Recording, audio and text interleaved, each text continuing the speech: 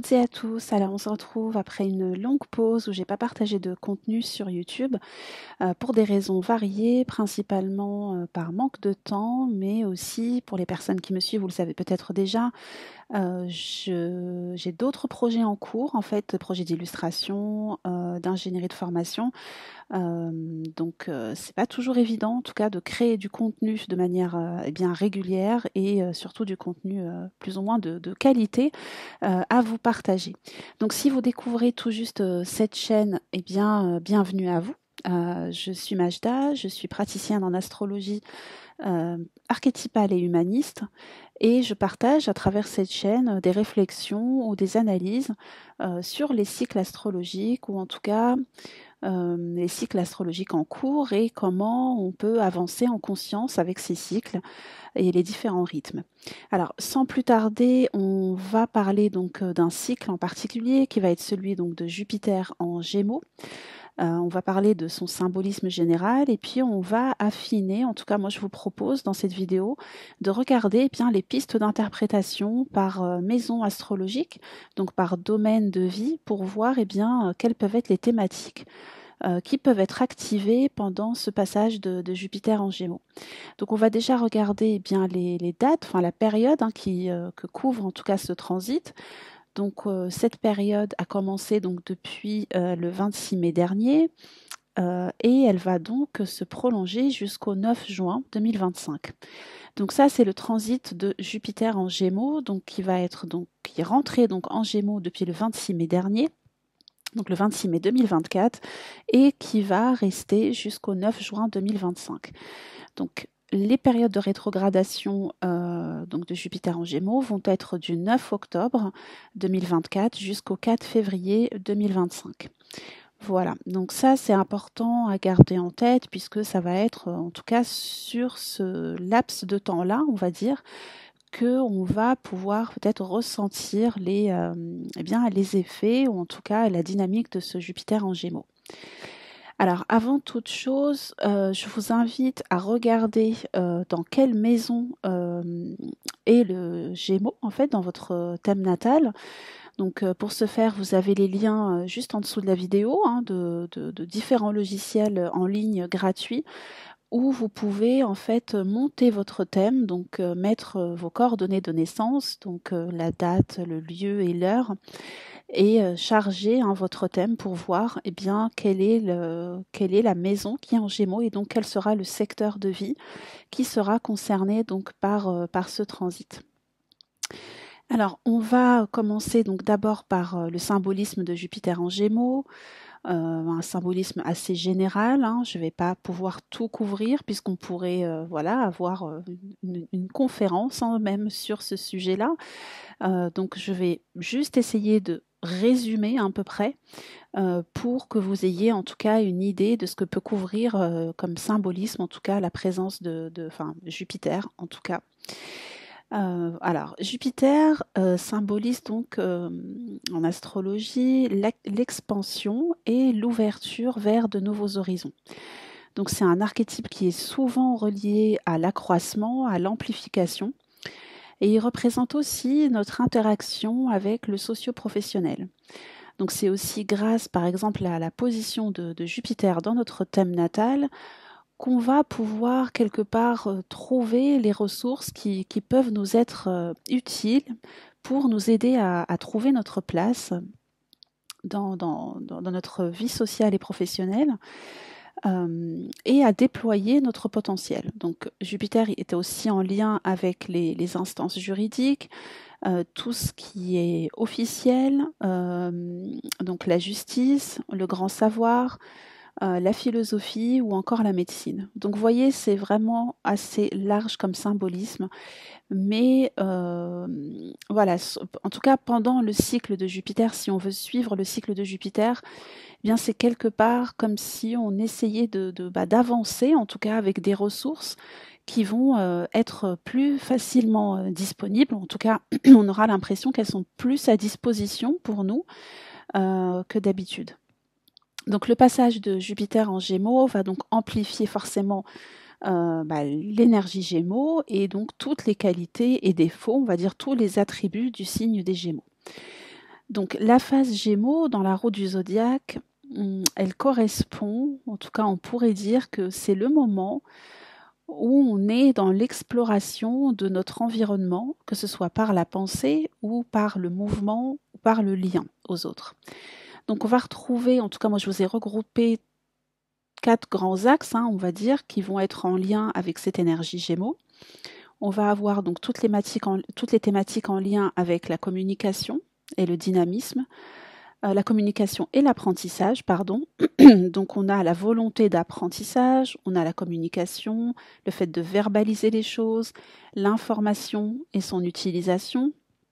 On va avoir l'écriture, l'édition, la diffusion de l'information, les travaux manuels aussi, pourquoi pas.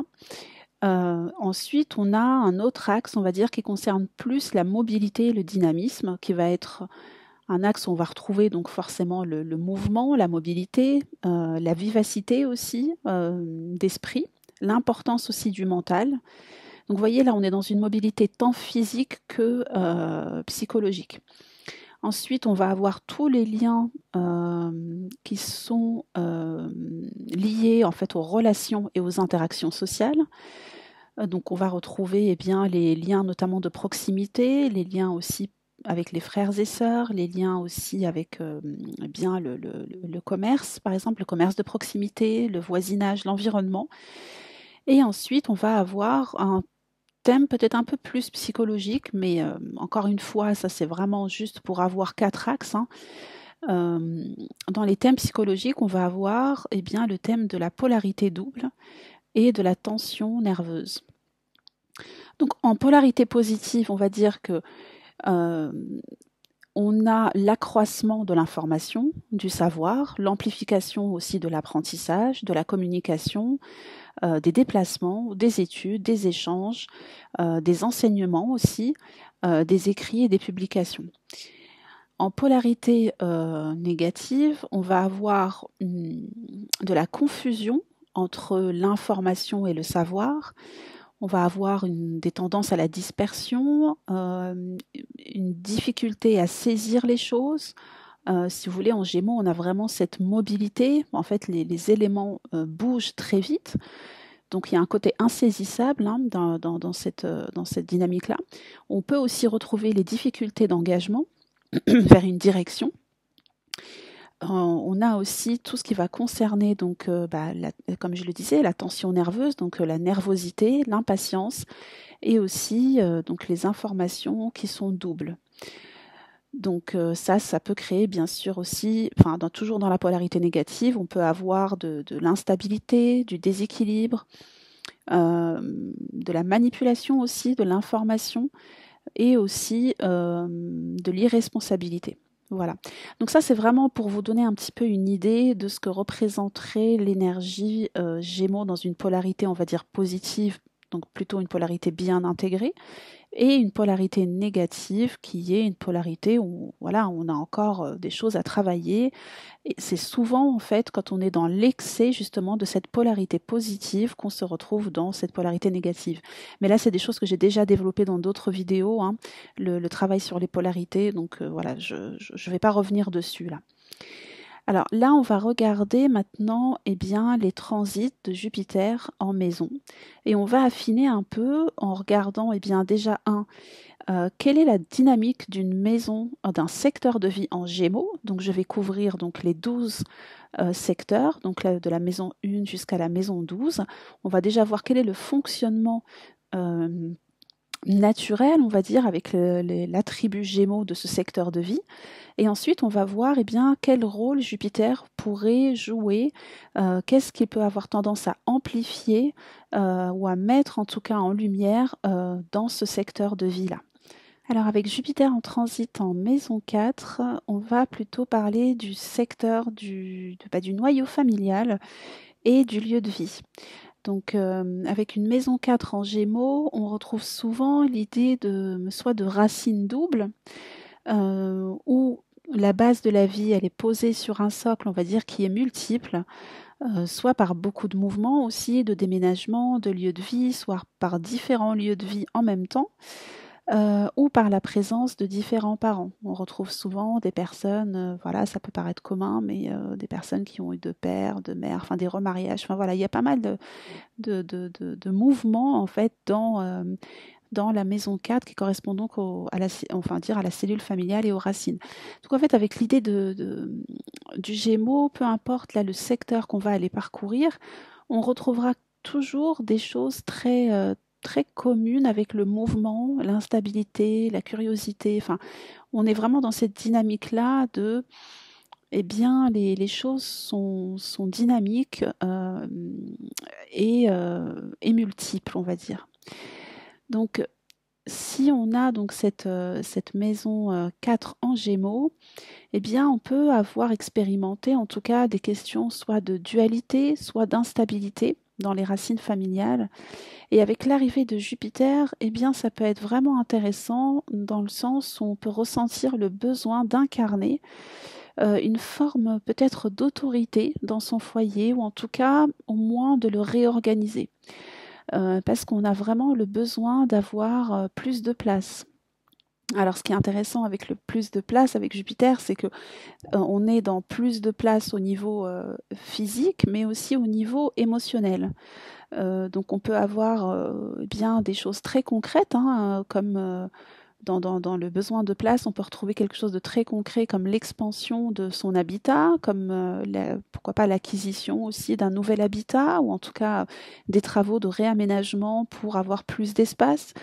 Ou ça peut être aussi par eh bien, l'agrandissement de son noyau familial, avec l'accueil d'un enfant, ou en tout cas une- oui, voilà, la cellule familiale en tout cas s'agrandit.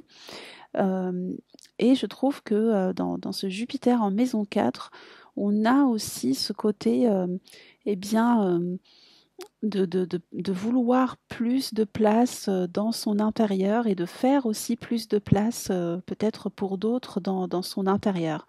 Donc ça peut être aussi vraiment vécu sur un plan émotionnel, hein. On peut avoir aussi l'impression que eh bien, nos besoins émotionnels ne sont peut-être pas comblés, même si je pense que c'est plutôt qu'on a plus de besoins, ou en tout cas il y a vraiment un focus sur ça, où on se rend vraiment compte et bien que voilà, on a une plus grande sensibilité, une plus grande aussi peut-être susceptibilité. Ça va dépendre encore une fois de comment est vécu ce domaine-là.